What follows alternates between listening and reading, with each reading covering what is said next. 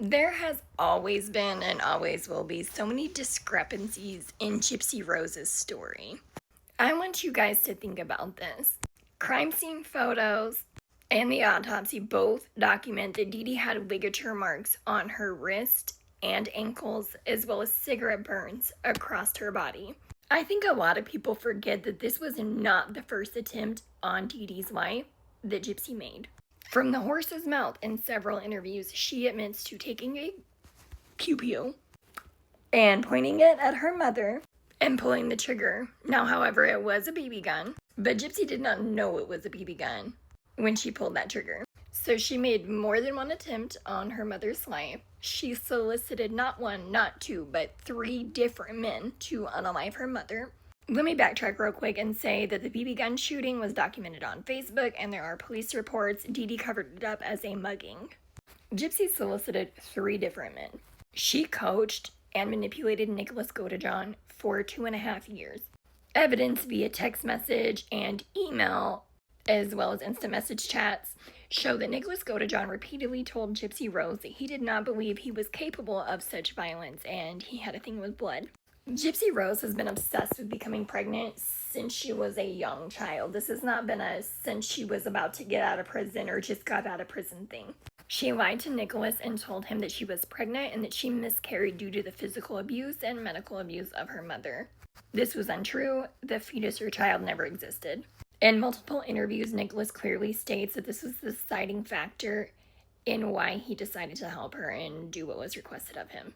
I've been scrolling today and I don't know why Gypsy been up on my FYP the last couple days because I usually don't speak on her, but I'm just flabbergasted. My gasket is flabbergasted that hundreds of thousands of people believe that this girl was abused and basically being held captive against her will. While scrolling today, I was over on Nina's page, Nina the beauty influencer, and you'll see this clip where she puts up a big screenshot of a Facebook post that Gypsy made about her mother. Gypsy is literally declaring her love, what a great mother she has, how courageous, brave, sweet, loving, etc., that her mother is.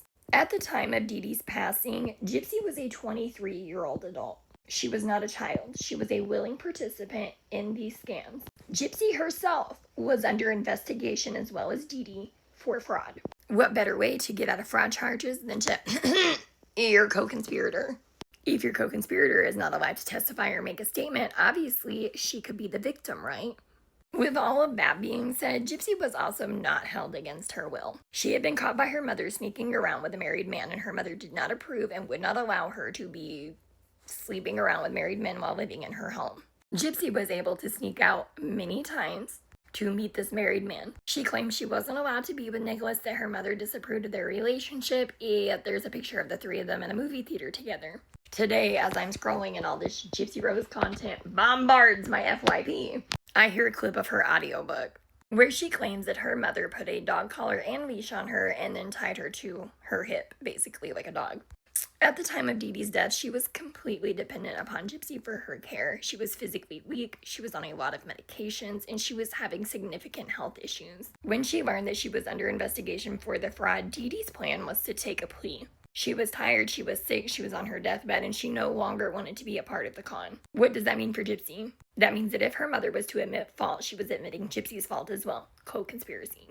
Gypsy never once screamed medical malpractice, Munchausen's by proxy, and she clearly states that in many interviews. She never thought that that's what it was, because it wouldn't, until her defense lawyers brought this defense to her. Don't you think it's crazy? She's talking about being handcuffed and tied up, yet there is no proof, no pictures, there was no physical evidence of abuse, yet her mother had ligature marks around her wrist and ankles, as well as cigarette burns, quite a bit of bruising and abrasions throughout the entirety of her body. And if I'm not mistaken, I'm pretty sure she had some skin breakdown as well from being in bed and not being taken care of. Medical abuse honestly happened at the hands of Gypsy towards her mother. She was withholding all of Dee Dee's medication, pain medication, sedatives, literally all. When Dee Dee passed away, they did an autopsy and a toxicology, and it showed that none of her medications were in her system. I also seen Gypsy's little interview on Caitlin Lowry's Teen Moms podcast, where she admits that she was stealing her mother's painkillers because she was getting high. She also admits that in several other interviews and then backtracks to say, like, it didn't affect her mindset that day. All I heard when she repeated this on Caitlin Lowry's podcast was that she was withholding her mother's medication and that's why it wasn't in her talk screen, as well as abusing her mother's medication. What this means is that Dee Dee felt everything. She wasn't given anything for pain. She wasn't given a sedative. Gypsy could have quite easily overdosed her on narcotics or sedatives and chose not to. Gypsy left for Comic-Con, movies, all kinds of things. She wasn't held hostage. She could have very easily gotten away. And then I seen a video from her today, actually, about her bullshit book, Full Fucking Lies. Y'all, that's fiction. In the clip I saw about her book, the caption literally has a domestic violence hotline number on it. And we all know she wasn't physically abused, or doctors would have noticed these things or injuries. In the video about her book, she goes on to state that her book is for abuse survivors and trauma survivors, etc., etc. Gypsy had a chromosome disorder. She did not have any surgeries that were not necessary, and the surgeries she had were necessary. The same way that Dee Dee taught Gypsy to exploit her chromosome disorder for financial profit is the same thing that Gypsy has done, profiting off of her crimes and the death of her mother.